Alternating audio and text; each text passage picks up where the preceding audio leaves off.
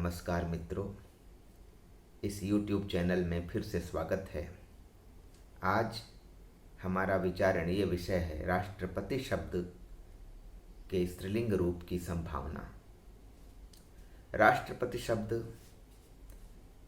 लगता है कि हिंदी का नया गढ़ा हुआ शब्द है प्रेसिडेंट के पर्याय के रूप में, लेकिन बात ऐसी नहीं है।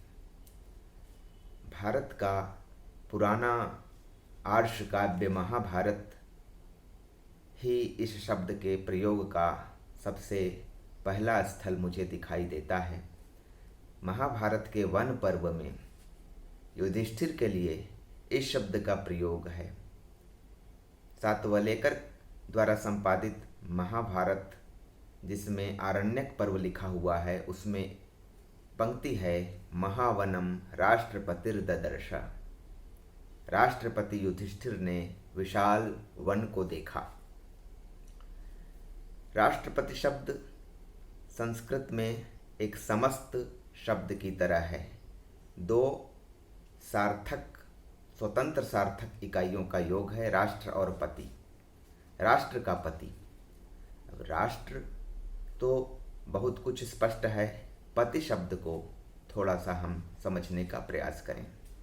पति शब्द संस्कृत व्युत्पत्ति के अनुसार पा धातु, जिसका अर्थ होता है रक्षा करना, से बना है और यह शब्द दो अर्थ संदर्भों में चलता है। एक अर्थ संदर्भ है स्वामित्व, अधिकार या शासन, और दूसरा अर्थ संदर्भ है विवाह संबंध में भर्ता या हस्बैंड के अर्थ में पति शब्द चलता है। हिंदी को जो संस्कृत की विरासत प्राप्त है, उसमें ये दोनों अर्थ संदर्भों के साथ पति शब्द प्रविष्ट हुआ है। और हिंदी में हम देखते हैं कि कुलपति शब्द चलता है, जो संस्कृत से ही आया हुआ है। करोड़पति शब्द चलता है। उसी तरह से और प्रयोग हो सकते हैं जहाँ स्वामित्व या अधिकार भाव या शासन वाला अर्थ प्रतिष्ठित है। पाणिनि की अष्टाध्यायी के चौथे अध्याय के पहले पाद में एक सूत्र है, पत्युर्नो यज्ञ संयोगे। यह सूत्र जो है पति शब्द के स्त्रीलिंग पर विचार करने वाला सूत्र है। पाणिनि कहते हैं कि यज्ञ का संयोग होने पर पति शब्द में न के आगम के साथ पत्नी शब्द की सिद्धि होती है इंगी प्रत्यय से। इस सूत्र की व्याख्या पाणिनि के वृत्तिकार जयादित्य और वामन काशिका में करते हैं।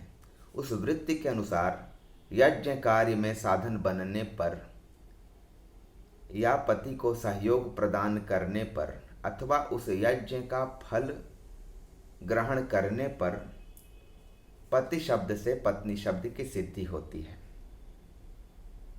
निश्चित तौर पर यह जो व्युत्पत्ति विधान है, स्त्री की निम्नतर सामाजिक स्थिति को बयां करती है, क्योंकि प्रसिद्ध धर्मशास्त्रज्ञ पांडुरंग वामन काणे ने धर्मशास्त्र के इतिहास के पहले खंड में साफ तौर पर लिखा है कि पत्नी बिना पति के तथा बिना उसकी आज्ञा के स्वतंत्र रूप से कोई धार्मिक कृत्य संपादित नहीं कर सकती थी। और उन्होंने मनुस्मृति और विष्णु धर्म सूत्र का संदर्भ देकर यह बात कही है। और कात्यायन ने तो यहाँ तक कह दिया है कि विवाह पूर्व पिता की आज्ञा बिना और विवाहोपरांत पति या पुत्र की आज्ञा बिना स्त्री जो कुछ आध्यात्मिक लाभ के लिए करती है, वह सब निष्फल हो जाता है। यह काणे जी का उद्धरण है। तो इस तरह से यज्ञ कार्य में सहयोग करने के संदर्भ में पति शब्द का स्त्रीलिंग पत्नी संस्कृत में बताया गया।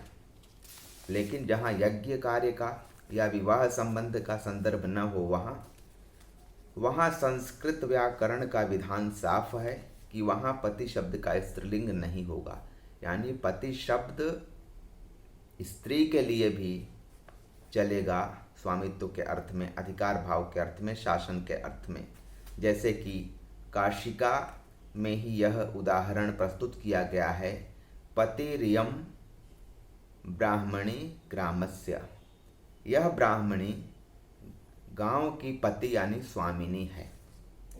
अब इस अर्थ संदर्भ को हम लेके हिंदी में आते हैं तो हिंदी में स्वतंत्र रूप से पति शब्द स्त्री के लिए तो चलते नहीं देखा गया है अब तक, जहाँ तक मेरी जानकारी है, लेकिन समस्त रूप में पति शब्द स्त्री के लिए भी चलता है। जैसे करोड़पति का भी उदाहरण दिया गया, लखपति, करोड़पति, ये सब स्त्री के लिए भी चलते हैं। और यहाँ विवाह संबंध वाला संदर्भ बिल्कुल नहीं है। इसी संदर्भ में हम राष्ट्रपति शब्द का विचार करें।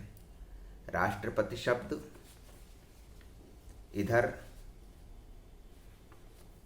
माननीय द्रौपदी मुर्मू के राष्ट्रपति बनने पर फिर एक बार विवाद में आ गया, लेकिन स्पष्ट विधान है संस्कृत व्याकरण का कि विवाहेतर संदर्भ में राष्ट्रपति शब्द का स्त्रीलिंग नहीं होता है, इसलिए राष्ट्रपति शब्द का भी स्त्रीलिंग नहीं होना चाहिए।